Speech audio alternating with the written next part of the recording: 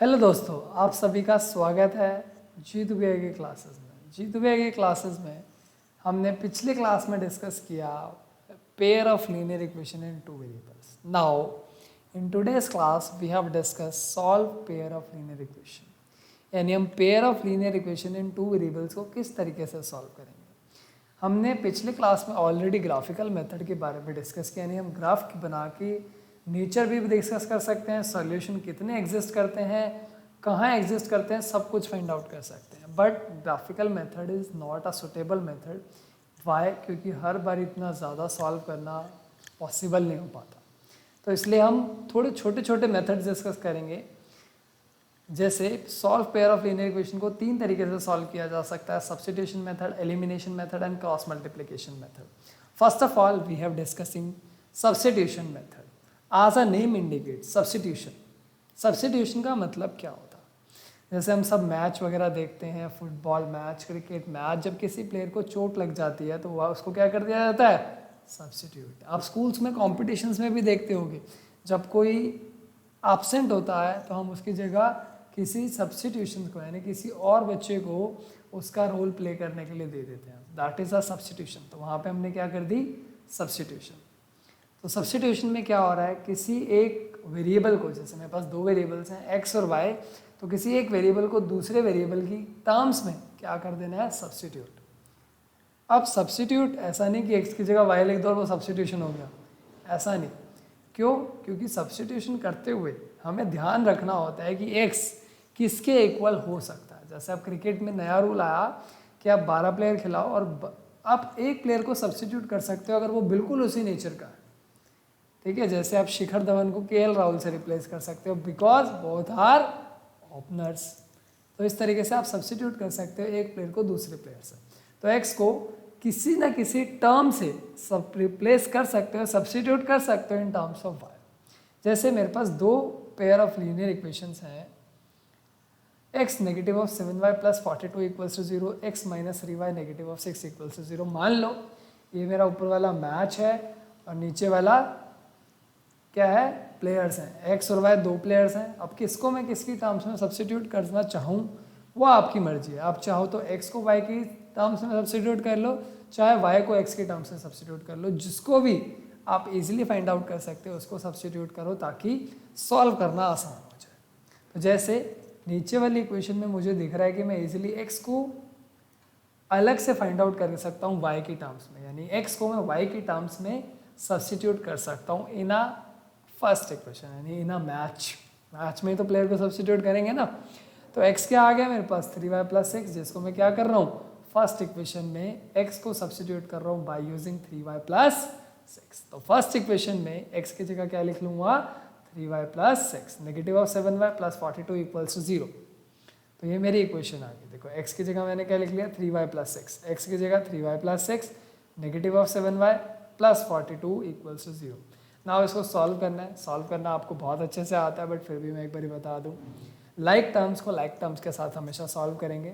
3y negative of 7y is negative of 4y, 6 plus 42 is 48, negative of 4y उधर जाके क्या हो जाएगा? पॉजिटिव। नेगेटिव उधर जाके क्या हो जाता है? पॉजिटिव। पॉजिटिव उधर जाके नेगेटिव, डिवाइड उधर जाके मल्टीप्लाई, मल्टीप्लाई उधर जाके डिवाइड। तो इस तरीके के आप चीज़ें याद रखोगे तो फटाफट लीनियर इक्वेशन को सॉल्व कर सकते हो।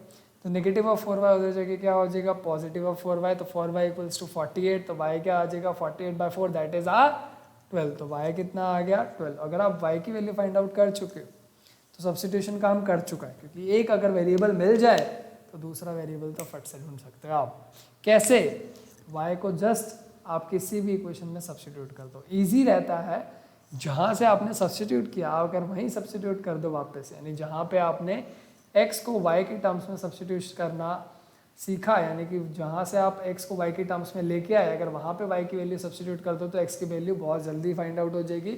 बट आप किसी भी इक्वेशन में सब्स्टिट्यूट कर सकते हो, इसमें भी और इसमें भी। किसी भी इक्वेशन में अगर आप एक वेरिएबल की वैल्यू सब्स्टिट्यूट कर दोगे तो वहाँ पे सिर्फ और सिर्फ एक ही वेरिएबल रह जाएगा जिसको आप इजीली फाइंड आउट करना जानते हो। तो यहाँ पे y की वैल्यू क्या है मेरी? 12। मैंने y की वैल्यू को इस इक्वेशन में, यानी x equals to 3y plus 6 मैं सब्स्टिट्यूट कर दिया, यानी पुट कर दिया। तो y की वैल्यू जब 12 आई तो x कितना आ गया? 36 प्लस 6 इक्वल्स टू 42, यानी x कितना हो गया 42, y कितना हो गया 12। एक और एग्जांपल डिस्कस करते हैं, मे बी अब आपको समझ ना आया हो तो एक और एग्जांपल में इजीली समझ आ जाएगा।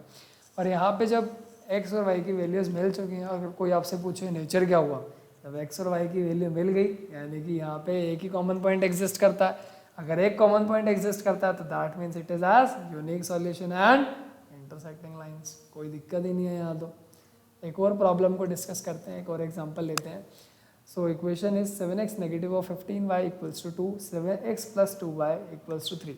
तो there are two pair of linear equation, दो पेयर ऑफ लीनियर इक्वेशंस यहाँ पे हमारे पास अवेलेबल है।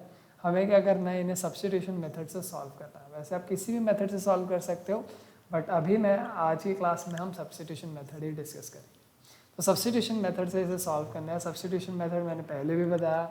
मान लो कोई एक मैच है जो ज़्यादा डिफिकल्ट दिख रहा हो, मुझे ये ज़्यादा डिफिकल्ट दिख रहा था, इसको मैंने मैच बना दिया और ये मेरे प्लेयर्स हैं जो कि मैं सब्स्टिट्यूट करने के लिए हेल्पफुल है।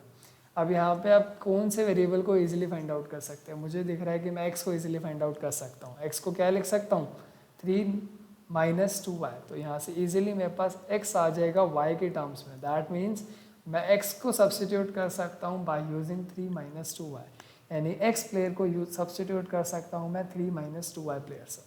तो x की जगह जहाँ पे भी x है उसकी जगह क्या लिख लूँगा, x की जगह क्या लिख लूँगा 3 माइनस 2y। x की जगह क्या लिख लिया 3 माइनस 2y, बाकी की सारी terms as it is. Now bracket open कैसे करते हैं, 7 को 3 से, 7 को नेगेटिव ऑफ 2y से, तो 21, 7 into 2 14, negative of 15। Like terms को लाइक टर्म्स के साथ सॉल्व करना है और अनलाइक टर्म्स को एज इट इज रखना है। तो लाइक टर्म्स को जो लाइक टर्म्स हैं उनको सॉल्व कर लिया, तो y की वैल्यू क्या आ गई, negative of 19 upon negative of 29, negative negative cancel out, तो क्या आ गया 19/29। तो मेरे पास एक वेरिएबल की जब वैल्यू आ जाए तो दूसरे वेरिएबल तो फट से आ जाता है। कैसे, किसी भी इक्वेशन में अगर एक वेरिएबल सब्स्टिट्यूट कर दोगे तो वहाँ कितना वेरिएबल रह गए, एक। तो उस वेरिएबल को फाइंड आउट करना बहुत ही ज़्यादा ईजी हो गया है। तो एक वेरिएबल आ गया तो दूसरा वेरिएबल तो फट से आ जाता है। तो एक वेरिएबल अगर आ गया और यहाँ पे देखो आंसर 19/29 आया, तो आंसर अगर ऑकवर्ड आया तो हैरान मत हो जाना, that is also an answer. Awkward answer भी आ सकता है कई बार। तो यहाँ पे अगर आप सब्स्टिट्यूट कर दोगे y को तो आप इजीली x फाइंड आउट कर सकते हो। वैसे आप किसी भी इक्वेशन में सब्स्टिट्यूट कर सकते हो, बट इस इक्वेशन में सब्स्टिट्यूट करके आप इजीली सॉल्व कर सकते हो। इसलिए मैं कोशिश करता हूँ कि मैं हमेशा इस इक्वेशन में सब्स्टिट्यूट करूँ। तो x equals to 3 negative of 2y, y की वैल्यू क्या आई नेगेटिव ऑफ 19/29। सॉल्व करने पर क्या आ गया 3 माइनस 38/29 है। एलसीएम लिया, एलसीएम लेने के लिए जिसके नीचे कुछ नहीं होता वहाँ क्या आ जाता है 1। तो एलसीएम लिया तो आपके पास x की वैल्यू फाइंड आउट हो गई, that is 49/29। So solution is x equals to 49/29 and y equals to 19/29।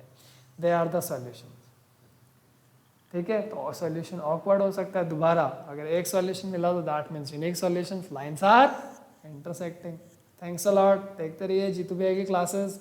जल्द मिलते हैं बाकी मेथड्स के साथ। Thanks a lot.